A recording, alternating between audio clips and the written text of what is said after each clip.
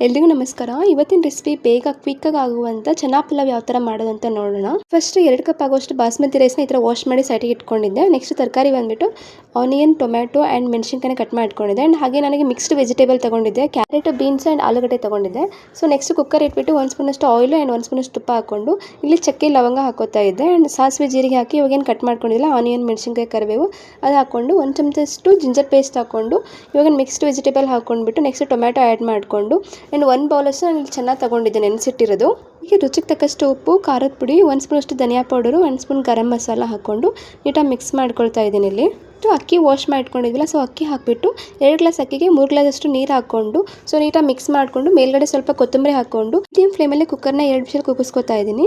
Next ಇದ್ರ ಜೊತೆಗೆ ಅಂತಂದರೆ ನಾನು ಕೊಕೊನಟ್ ಚಟ್ನಿನ ರೆಡಿ ಮಾಡ್ಕೊಳ್ತಾ ಇದ್ದೆ. ಇಲ್ಲಿ ಇದ್ರ ಜೊತೆ ಮೊಸರು ಬಜ್ಜಿ ಆದರೆ ರೆಡಿ ಮಾಡ್ಕೊಳ್ಬೋದು. ನಾನು ಅದು ಬೇಡ ಅಂತ ಅಂದ್ಬಿಟ್ಟು ಚಟ್ನಿ ರೆಡಿ ಮಾಡ್ಕೊಳ್ಳೋಣ ಅಂತ ಈ ಥರ ಚಟ್ನಿ ಮಾಡ್ಕೊಳ್ತಾ ಇದ್ದೆ, ಕೊಕೊನಟ್ ಚಟ್ನಿನ.